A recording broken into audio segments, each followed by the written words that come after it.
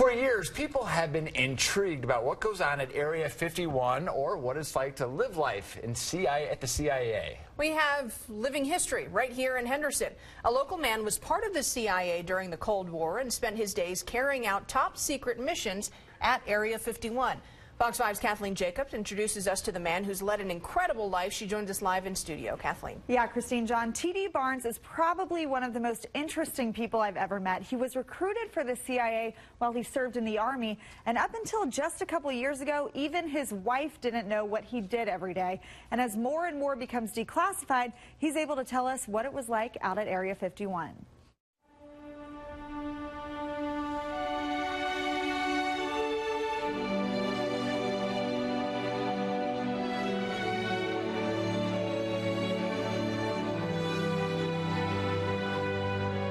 We called it Paradise Ranch.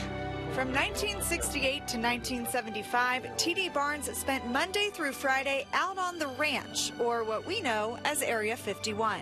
What about this person got him recruited for Area 51? And it says, because you don't apply for the job, so they don't exist. A non-existent job the CIA recruited Barnes hard for as he served in the Army. So the CIA was flying missions to Cuba to get them. They had a new radar that we had detected inside Russia, and they moved it into Cuba. What caught the CIA's eye? Barnes' specialty was radar, and they needed him as they raced against Russia during the Cold War. Well, they'd already put up the first satellite. They were ahead of us. They put up the Sputnik. We woke up one morning and the Sputnik was up there beeping, beep, beep, beeping, and then they put the first man into space. They were ahead of us. So they were saying we're ahead of bombers and everything else, and it just had us scared to death. You know that. The mission? The number one A-12 is in the background. Build aircraft that was more powerful than the Russians and make sure it would remain undetected by the radar. We got our hands on some Soviet MiGs, and I was already an expert on Soviet stuff. Roll down the runway, coming up on takeoff speed, lifting the airplane off and sending it quickly back down again. Area 51 turned into a simulated battleground, using all Russian equipment to show our troops what they were up against. With the MiG program, we tore them down, see how they built them, put them back together, and then flew against our Navy and our Air Force, just about every plane in the inventory.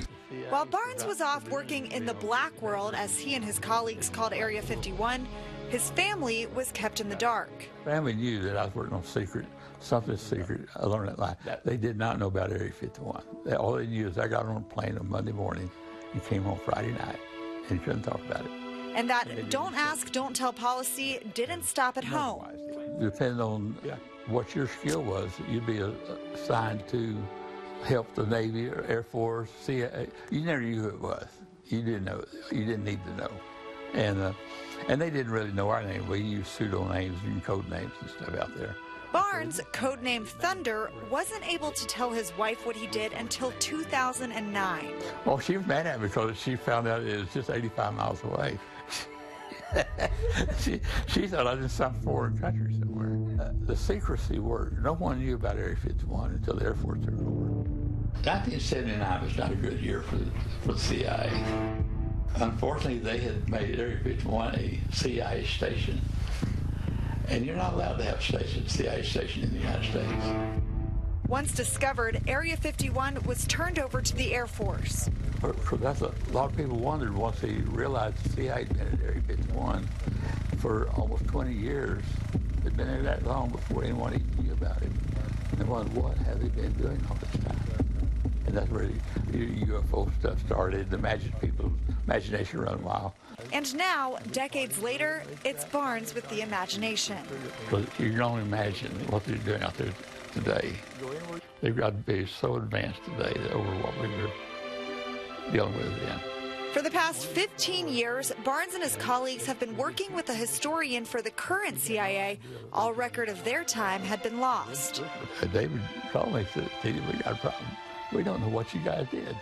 Now, piece by piece, they fill in the gaps of what happened all those years ago on Paradise Ranch. Do you miss the day-to-day? I do.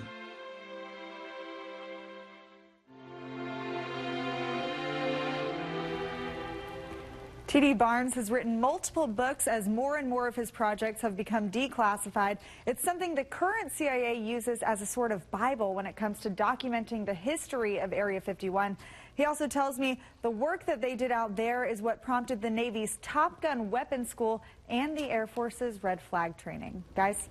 Very cool. A part of Area 51 that I was not aware of, that the CIA was stationed up there doing a lot of work counterbalancing what the Russians were putting up. Yeah, a lot of history, and thanks for sharing his story with us, Kathleen.